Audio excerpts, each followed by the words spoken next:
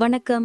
ஜோதிடத்துல ராசியும் லக்னமும் ஒருத்தரோட வாழ்க்கைய தீர்மானிக்கிற ரொம்ப முக்கியமான விஷயங்கள்னு சொல்லலாம். ஒரு ஜாதகத்துல லக்னம்ங்கிறது நம்மளோட உயிரையும், ராசிங்கிறது உடலையும் குறிக்கும். ஆமாங்க. நம்ம பிறக்கறப்ப கிழக்கு திசையில எந்த ராசி தெரியுதோ அதுதான் நம்மளோட லக்னம். இது 2 மணி நேரத்துக்கு ஒரு தடவை மாறும். அதனால ஒரு நாளைக்கு 12 லக்னங்கள் மாறி மாறி வரும். அதனால தான் லக்னம் ரொம்ப துல்லியமான தகவல்களை கொடுக்குன்னு சொல்றாங்க. சரியா சொன்னீங்க. லக்னம் ஒருத்தரோட குணாதிசயங்கள், உடல் அமைப்பு, மனசு எப்படி இருக்கும், அவரோட செயல்பாடுகள், ஆயுசு, எதிர்காலம்னு எல்லாத்தையும் சொல்லும். ராசிங்கிறது நம்ம பிறக்கறப்ப சந்திரன் எந்த ராசியில இருக்காரோ அதுதான் நம்ம ராசி. சந்திரன் ஒரு ராசியில 2.25 நாள் இருப்பாரு. அதனால ஒரே ராசியில நிறைய பேர் பிறந்திருக்கலாம். சந்திரன் மனசுக்கு அதிபதின்னு சொல்றதால ராசி நம்மளோட மனநிலை, எண்ணங்கள், உணர்வுகளை பத்தி சொல்லும். தினமும் பார்க்குற ராசி பலன் கூட இந்த சந்திர ராசியை வச்சு தான் சொல்லுவாங்க. ஜோதிட ரீதியா பார்த்தா லக்னம் தான் ஒருத்தரோட முழு வாழ்க்கையும் தீர்மானிக்கிற முக்கிய காரணி. ஆமாங்க. நம்மளோட ஆளுமை, சிந்தனை, செய்யற வேலைகள், அதிர்ஷ்டம்னு எல்லாத்துலயும் லக்னம் தான் முக்கிய பங்கு வகிக்கும். ராசி அதுக்கு துணையா செயல்படும். ஒருத்தருக்கு லக்னமும் ராசியும் ரெண்டும் நல்லா இருந்தா அவரோட வாழ்க்கை நல்ல முன்னேற்றமா இருக்கும். மேலும் லக்னம் மற்றும் ராசிக்கு அதிபதியான கிரகங்கள் ஜாதகத்துல எப்படி இருக்குங்கிறதையும் பார்க்கணும். ஒரு கிரகம் லக்னப்படி கெடுதல் பண்ற மாதிரி இருந்தாலும் ராசிப்படி அதே கிரகம் நல்ல பலன்களை கொடுத்தா அந்த கெடுதல் குறைஞ்சு நல்லதாவே மாற வாய்ப்பு இருக்கு. அதனாலதான் ஒரு ஜாதகத்தோட பலனை முழுமையாவும் துல்லியமாவும் தெரிஞ்சுக்க லக்னம் மற்றும் ராசி ரெண்டையும் சேர்த்து பார்க்கணும். இப்போ நாம ஒவ்வொரு ராசி மற்றும் லக்னக்காரர்களோட தனித்தன்மைகள், அவங்க வாழ்க்கையில நடக்கிற முக்கியமான விஷயங்களை பத்தி விரிவா பார்க்க போறோம். இந்த பதிவை முழுசா பார்க்கறதுக்கு முன்னாடி நீங்க இன்னும் நம்ம சேனலை சப்ஸ்கிரைப் பண்ணலன்னா இப்பவே சப்ஸ்கிரைப் பண்ணிக்கோங்க. பக்கத்துல இருக்கிற பெல் பட்டனையும் கிளிக் பண்ணி வைங்க. அப்போதான் நம்ம போடுற ஒவ்வொரு புது பதிவும் உங்களுக்கு உடனே தெரியும். சரி வாங்க, இனி வீடியோக்குள்ள போகலாம். என்னப்பா, ஜோதிடத்துல இந்த விருச்சிக லக்னம் மகர ராசி காம்பினேஷன் பத்தி என்ன நினைக்கிற? இவங்க கேரக்டர் எப்படி இருக்கும்? அடேங்கப்பா, இது ஒரு பயங்கரமான காம்பினேஷனாச்சே. விருச்சிகம்னா செவ்வாய், அதாவது ஒரு போர்க்குணம், வேகம். மகரம்னா சனி, அதாவது நிதானம், உழைப்பு. நெருப்பும் இரும்பும் சேர்ந்த மாதிரி ஒரு பவர்ஃபுல்லான ஆளுங்க இவங்க. அப்படியா?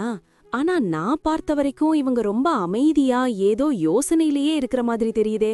அதுதான் இவங்களோட ஸ்பெஷாலிட்டியே.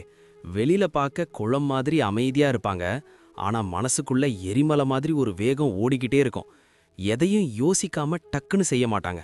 ஆனா ஒரு விஷயம் செய்யணும்னு முடிவு பண்ணிட்டா பிளான் பண்ணி கரெக்டான நேரத்துல காய நகர்த்துறதுல இவங்க கில்லாடி. இவங்கள யாராலையும் அவ்வளவு சீக்கிரம் கணிச்சிட முடியாது. ஓ, அப்போ இவங்க கிட்ட ரகசியம் அதிகமா இருக்குமோ? கண்டிப்பா. இவங்க மனசுல என்ன இருக்குன்னு அவங்களுக்கே தெரியாதுன்னு சொல்லுவாங்க. சொந்த விஷயங்களை யாருக்கிட்டையும் டக்குன்னு சொல்லிட மாட்டாங்க.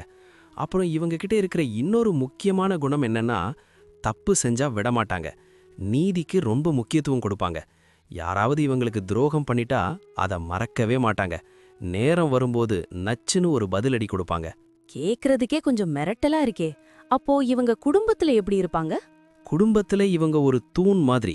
எல்லா பொறுப்பையும் இவங்களே இழுத்து போட்டு செய்வாங்க. ஆனா இவங்க அன்பு செலுத்துற விதம் கொஞ்சம் வித்தியாசமா இருக்கும். மத்தவங்க மாதிரி கொஞ்சறது, அடிக்கடி ஐ லவ் யூ சொல்றதெல்லாம் இவங்க கிட்ட எதிர்பார்க்க முடியாது. ஆனா உங்களுக்கோ உங்க குடும்பத்துக்கோ ஒரு கஷ்டம்னா முதல் ஆளா வந்து நிப்பாங்க. செயல்ல தான் இவங்க அன்பை காட்டுவாங்க. ஆனா இவங்க ரொம்ப கண்டிப்பா இருப்பாங்கன்னு கேள்விப்பட்டிருக்கேனே. ஆமா, விருச்சிக லக்னங்கிறதால ஒரு சின்ன அதிகாரம் பண்ற குணம் இருக்கும். ஆனா அது கெட்ட எண்ணத்துல இல்ல, தன் குடும்பம் பாதுகாப்பா இருக்கணுங்கிற அக்கறையில தான். குறிப்பா தம் வாழ்க்கை துணை கிட்ட ரொம்ப நேர்மையை எதிர்பார்ப்பாங்க. எதையும் மறைக்க கூடாதுன்னு நினைப்பாங்க. சரி, வேலை பிசினஸ் எல்லாம் இவங்களுக்கு எப்படி செட் ஆகும்? இவங்க பிறவி ராஜதந்திரிப்பா. மத்தவங்களுக்கு தெரியாம பிளான் பண்றதுல இவங்கள மிஞ்ச முடியாது. இவங்களுக்கு machinery, real estate, construction, mining, அதாவது சுரங்கம், இதெல்லாம் சூப்பரா செட் ஆகும். செவ்வாயும் சனியும் பலமா இருந்தா போலீஸ், சிபிஐ, டிடெக்டிவ் வேலையில இவங்க பெரிய ஆளா வருவாங்க. ஏன்னா விஷயத்தோட ஆணிவேர் வரைக்கும் போய் தோண்டி எடுக்கிற குணம் இவங்களுக்கு உண்டு. பண விஷயத்துல எப்படி? தாராளமா செலவு பண்ணுவாங்களா? சான்ஸே இல்ல. காசோட அருமை இவங்களுக்கு நல்லா தெரியும். அனாவசியமான பந்தாவுக்கு செலவு பண்ண மாட்டாங்க. ஆனா தரம்னு வந்துட்டா யோசிக்காம செலவு பண்ணுவாங்க. இவங்க கிட்ட எவ்வளவு சேமிப்பு இருக்குன்னு யாருக்குமே தெரியாது. ரகசியமா சேர்த்து வைப்பாங்க.